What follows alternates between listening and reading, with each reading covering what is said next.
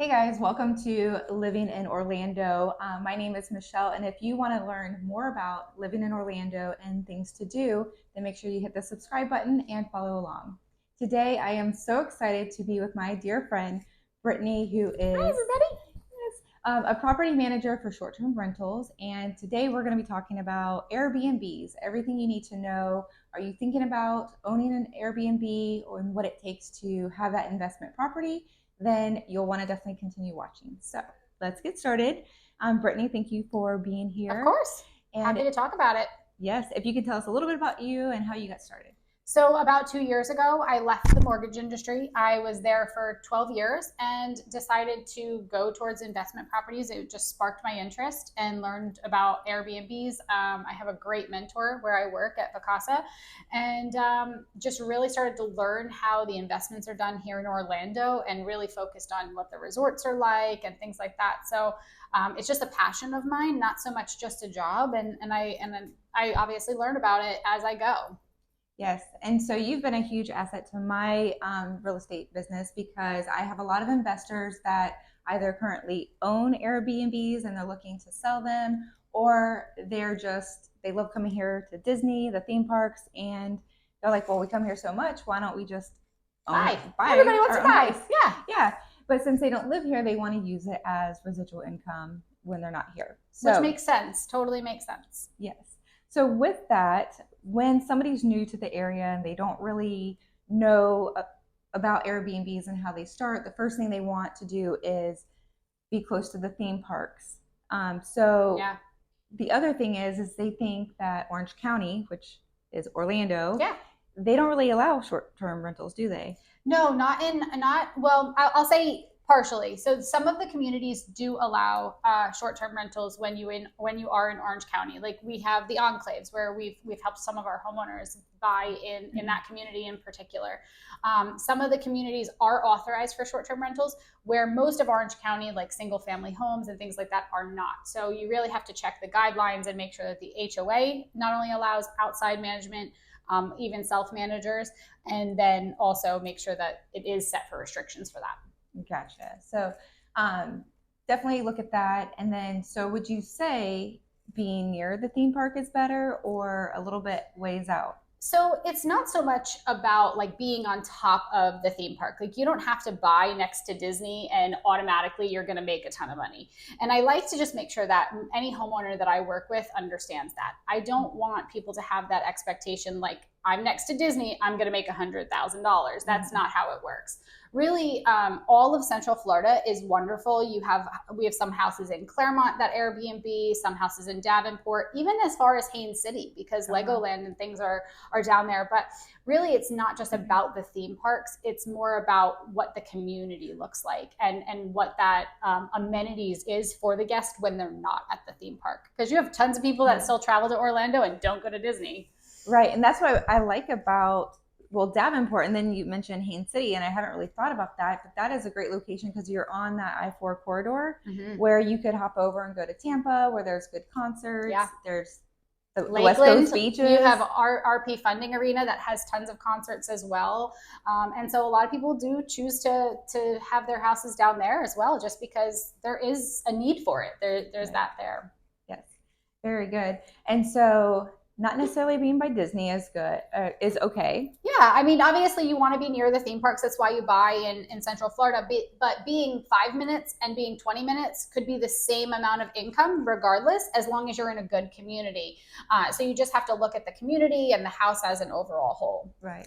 Very good. So looking at the house brings me to my next question, which is what sets my house apart versus the other 140,000 houses, yes, right? So exactly. We have, I think the new statistic was 45,000 vacation homes here in Orlando. Wow. And so that's a huge number. And everyone wants to be on page one of Airbnb. And so really how you get there is at first when you list your house, regardless of who is listing it, a manager, self-managing, you're just doing it as fun. No matter what, when you get put on the algorithm, it's really just about how many people are viewing your page and not booking the house, which is really crazy because people are like, you go there and you're just expecting to view the house, but the more clicks that you have and the home never gets booked, actually pushes you more to the bottom. Wow. So yeah, so we want to make sure that when you list a house, you are listing it on all of the correct platforms, making sure that you have the continuation of 5-star reviews to keep you up there, and really only putting it out there if you have great pictures, if you have, different features in the house. Like, you don't want old furniture. You don't want that like old wicker Florida, I palm see tree. that all the time, and I cringe so bad when you see the old wicker or Mm-hmm. like the furniture that's so busted. I wonder like how many people have actually been here, and Yeah. then it just kind of I get a little weirded out with that. Like hotels and stuff kind of weird me out because I start thinking about how many people have laid in that bed. So when I see the busted furniture, it's an instant turn off for me. Yeah, you want to make sure that you have the house that sets you apart, and a lot of investors, they want that like ready home. You have to have that ready home, and so one of the things that I like to make sure is I tell people, go in and make it your own. Make sure that you have that extra funds, whether it be $10,000, $5,000, when you close on the home, to be able to do things like put an accent wall in. Sometimes that makes a difference. Making furniture more modern, like we talked about, the busted up furniture. People don't want to go to a vacation house and have a table cracked down the middle. Those are the things you have to make sure are working, and set yourself apart that way with really nice backgrounds and all. Yeah, so that was so that you just like kind of blew my mind when you said about if people are viewing your house and how, but they're not booking it, it goes down. Because I thought it truly was pictures and reviews. I thought that It's was the two not. things. Yeah, no, it's not. And that is a common misconception. And so that's why we really want to make sure that, if we, and this is something that we do as a company, we obviously list it on our own website. But when we push it out to our third party channels like Verbo, Booking.com, Marriott, American Express, all these platforms, those factors are there. So when we push it out, we want to make sure we're pushing it out at the right time. There are designated days that do better, that people book, designated holidays even, that we're pushing it out at. And so sometimes we have to go back to Airbnb and go, what pushed it down, and how do we get it back up there? And that's where, the marketing of your house really comes into play. Right. And that just shows that you're setting yourself apart by being the property manager, because you're actively calling Airbnb saying, how can we do better? How can we get more visibility and overall get more bookings? Yeah. So that's huge, because I didn't know you can actually do that. But as a realtor, when I'm selling your house, we are actively reverse prospecting. We're calling the realtors that have seen the house through the MLS and calling them, hey, I saw you had client XYZ looking at this. Take them to the house. Go show the house. So it's interesting that you're doing that on the Airbnb side too. Yeah. And ultimately it's going to help your client be better serviced. Yeah. And even I say this even for self-managers, make sure that you're listing on the right platforms.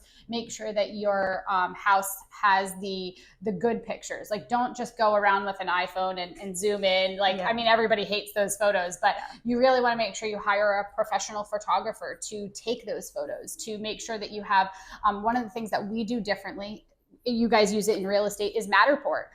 You guys are able to walk the home and have a digital walkthrough, so people can then see, okay, how far is the kitchen from the bathroom, from the living room, things like that. And we even do that as a company to be able to show our guests that are coming in, hey, when you stay here, this is where the beds are, this is how many beds you have, the breakdown, things like that. And that's really important to make sure your house is standing out in that sense too.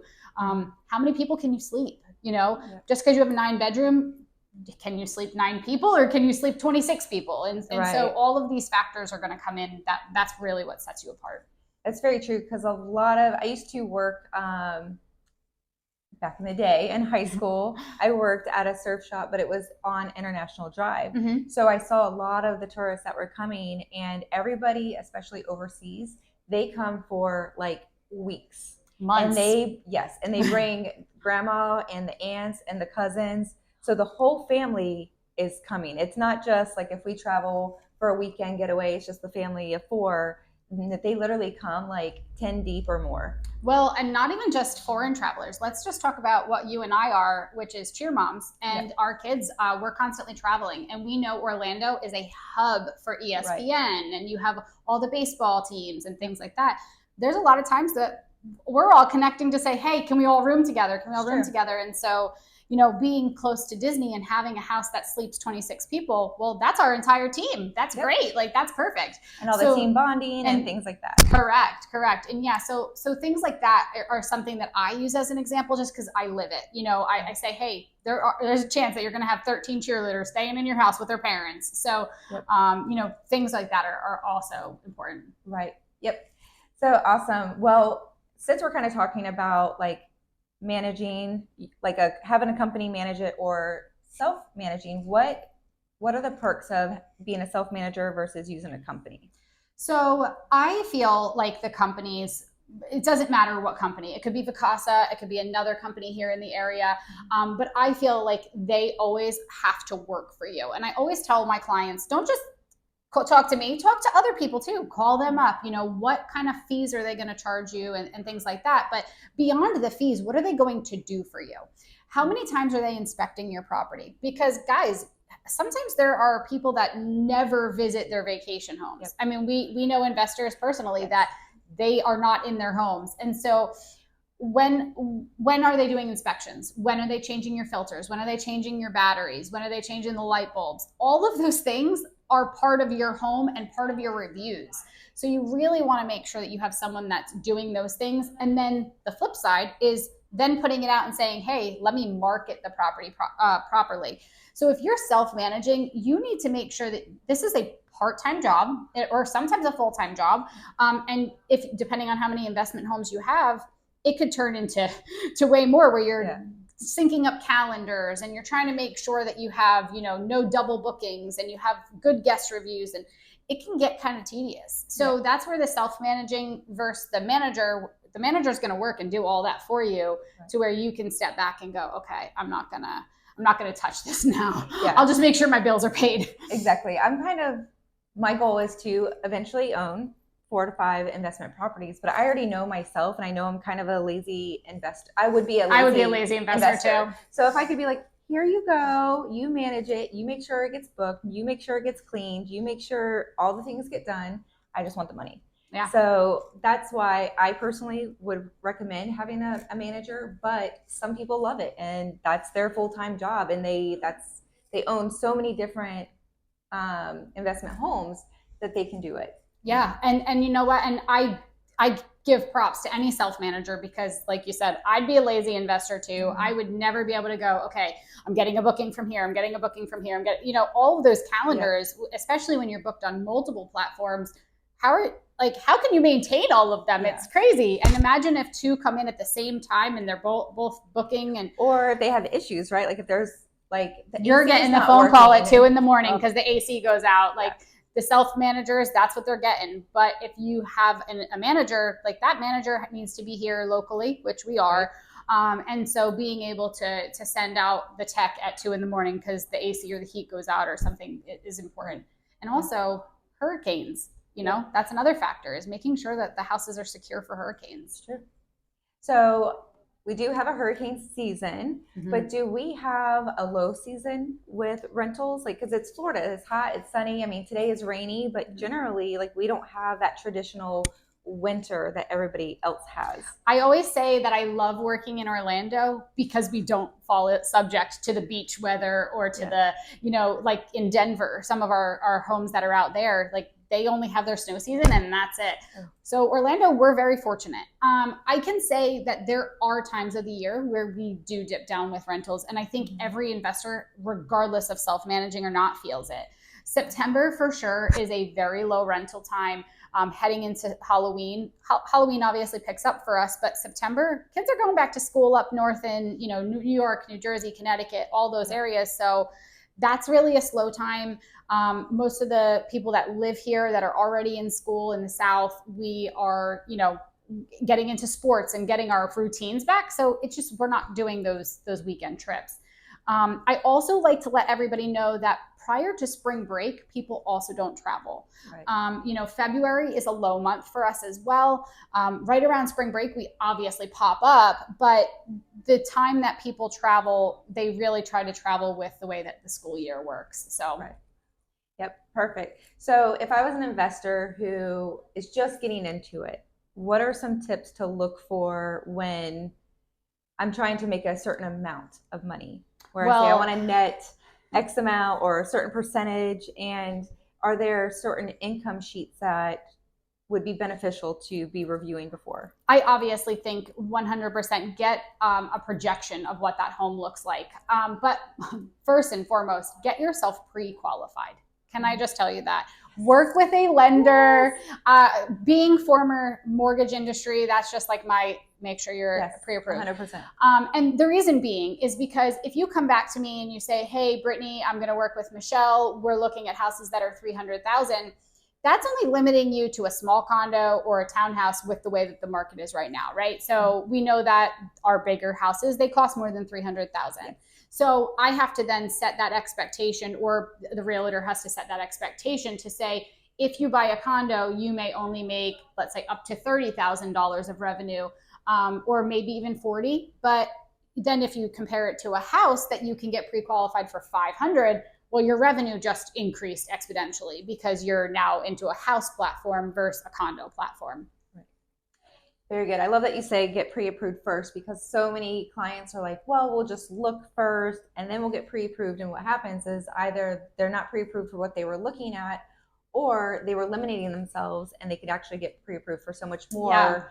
Yeah. And that's going to help you in the long run get better bookings, make more money. So sometimes you have to take the penny out of your eye to make the dollar. So definitely get pre-approved. Now, you mentioned condos, you mentioned townhomes, you mentioned single family. Which one are you seeing a better return on? Single family all day long. Condos are wonderful. I think that they're great investments, especially when you're getting started. Like buying a $300,000 condo and just making, just enough. I tell people to try to be a cash investor when you're buying a condo, because you'll come out more ahead than if you were to have a mortgage, where you have right now, obviously our interest rates are 7, 8, whatever percentage it is now. And so that kind of puts a big strain on people when condos can only really make, I'd say, about $100 to $200 a night, where people are going to spend more money into that single family home. If they're going to book a single family home and stay there, they're more willing to pay that 200 plus versus a condo. They wouldn't, really do that. Yeah, and condos, since we were just speaking about lending, are very hard to get financing on.